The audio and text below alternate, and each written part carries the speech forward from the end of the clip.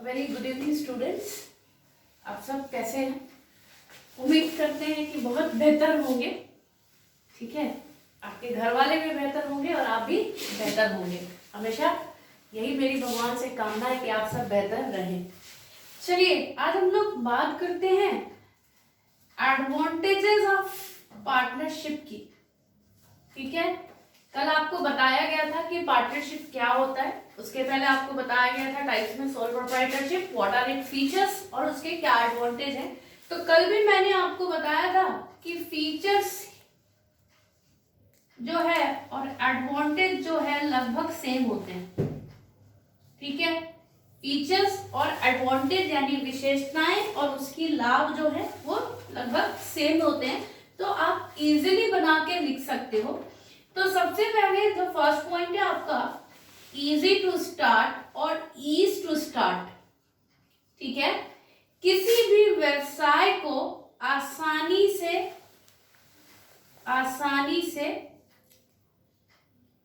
व्यवसाय की शुरुआत, ठीक है, या शुरू करना या शुरुआत भी लिख सकते हैं आप। इट डिपेंड्स अपॉन यू कि आप क्या है। तो सिंपल समझिएगा, जब हम एडवांटेज ऑफ पार्टनरशिप की बात कर रहे हैं यानी साझेदारी के लाभ, है ना, साझेदारी के लाभ। ठीक है, तो सबसे फर्स्ट पॉइंट है इजी टू स्टार्ट, यानी जब हम कोई भी बिजनेस स्टार्ट कर रहे हैं तो हमारे पास ज्यादा कॉम्प्लिकेशंस नहीं होते हैं, यानी ज्यादा हमें नियम कानून फॉलो नहीं करना होता है। तो easily we can start any type of business, यानी हम आसानी से जो भी उसका लीगल प्रोसीजर है, तो ज्यादा लंबा चौड़ा लीगल प्रोसीजर नहीं है किसी भी बिजनेस को स्टार्ट करने का, तो हम आसानी से इसको स्टार्ट कर सकते हैं और अपने बिजनेस को कंटिन्यू कर सकते हैं। बस 2 और 2 से अधिक लोगों की होने की जरूरत है। सेकेंड है आपका सफिशिएंट कैपिटल, है ना। सफिशिएंट कैपिटल मतलब क्या, यानी आज बिजनेस में, किसी भी व्यवसाय में, बिजनेस में जितनी पूंजी की हमें जरूरत है ना, जितनी भी पूंजी की हमें जरूरत है, यानी उतनी पूंजी हमारे पास है। क्यों? क्योंकि सिंपल समझिए, अगर सोल प्रोप्राइटरशिप की बात करते थे, when we talk about sole proprietorship, तो सोल प्रोप्राइटरशिप में there is a problem of capital arises. Capital की प्रॉब्लम अराइज होती थी क्योंकि एक अकेला पर्सन काम कर रहा है, एक अकेला ओनर है और वही सारी चीजों को देख रहा है। But when we talk about partnership, जब हम पार्टनरशिप की बात करते हैं यानी साझेदारी की बात कर रहे हैं, तो उसमें हमारे पास क्या होगा, मान लीजिए कि A, B, C and D are the partners in any type of business. ये 4 पार्टनर हैं, तो चारों कुछ ना कुछ कैपिटल कंट्रीब्यूट कर रहे हैं। अब चारों का कैपिटल कंट्रीब्यूशन है तो क्या होगा, अमाउंट हमारा बढ़ेगा कि नहीं। इसीलिए सफिशिएंट कैपिटल यानी हमारे पास पर्याप्त मात्रा में पूंजी अवेलेबल हो पाती है, यानी आप पर्याप्त पूंजी भी लिख सकते हैं या पूंजी पर्याप्त मात्रा में लिख सकते हैं आप इसको। ठीक है, पॉइंट्स को समझिए और इसको बनाने की कोशिश कीजिए। आप हिंदी में बना के भी लिख सकते हैं, but when we talk about English कुछ ऐसे पॉइंट्स हैं जिनको हमको पॉइंट टू पॉइंट लिखना पड़ता है। उसके बाद आपका नेक्स्ट पॉइंट है specialisation in management. Specialisation in management यानी कोई भी जो स्पेशलाइज्ड लोग है, एक्सपर्ट लोग है, ठीक है, स्पेशलाइज्ड इन मैनेजमेंट यानी जो भी मैनेजमेंट में जो भी स्पेशलाइज्ड लोग हैं उनसे काम करवाना। क्यों? क्योंकि आप सिंपल समझिए, जो स्पेशलाइज्ड लोग काम करेंगे, जो भी उस काम को वो एक लिमिट यानी एक हमारे निश्चित टाइम पर वो कंप्लीट करके देंगे। जो भी हमारे गोल्स हैं, टारगेट हैं, वो विद इन टाइम पे कंप्लीट होगा जब हम स्पेशलाइज्ड लोगों की बात करेंगे, है ना। तो स्पेशलाइज्ड मतलब जिनके पास कैपेसिटी है, क्षमता है। हिंदी में हम जान सकते हैं कि प्रबंधकीय क्षमता, यानी वैसे लोगों को रखना जिनके पास क्षमता है, कैपेसिटी है काम करने की और जिनके पास स्किल्स है कि हर काम को बहुत बेहतर कर सके। तो स्पेशलाइज्ड इन मैनेजमेंट मतलब प्रबंधन की क्षमता और प्रबंध के श्रमिकों की क्षमता पे है। उसके बाद है बैलेंस डिसीजन, बैलेंस्ड डिसीजन।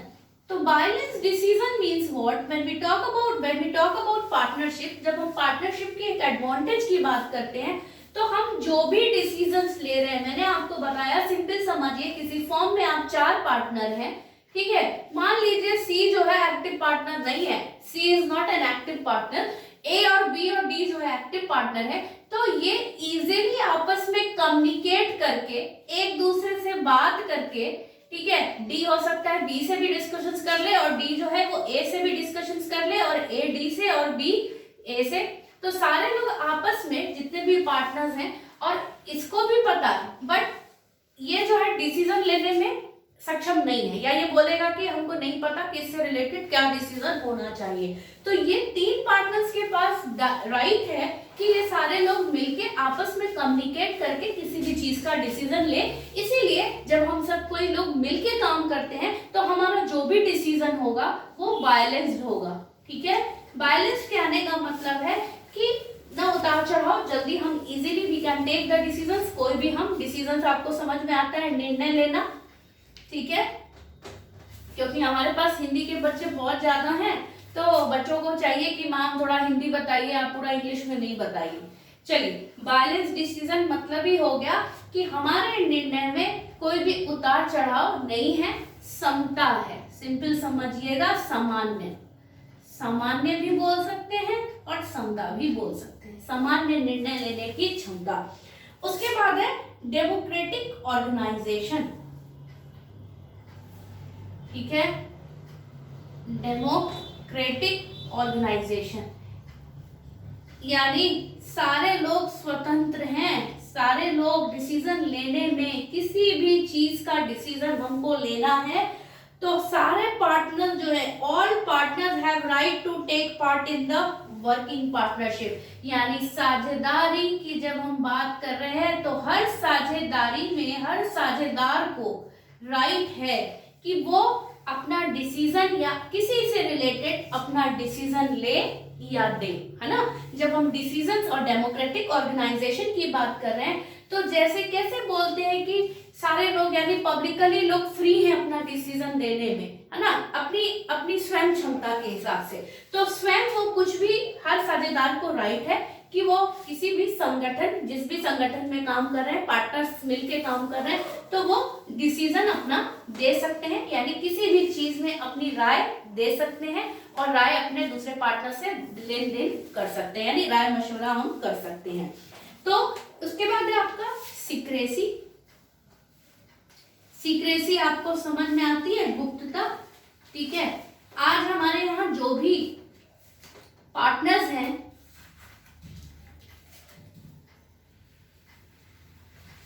ठीक है, जो भी हमारे पास पार्टनर्स हैं, तो इंफॉर्मेशन हमारी जो भी है, मतलब साझेदार के बीच में इंफॉर्मेशन है, हमारे बिजनेस की जो भी इंफॉर्मेशन है वो आपस में सारे साझेदारों के बीच में है ना। तो जो साझेदार हैं, लाइक मान लीजिए जितने भी पार्टनर्स हैं वो फर्म के अंदर काम कर रहे हैं, तो हमारी जो इंफॉर्मेशन है वो फर्म के अंदर ही रहेगी, फर्म के बाहर जल्दी नहीं जा पाएगी। तो सीक्रेसी मतलब ही होता है गुप्त, यानी बातों को गुप्त करके रखना, ठीक है। उसके बाद आपका है advantage of unlimited liability, advantages of unlimited liability, यानी असीमित दायित्व की बात हो रही है ना।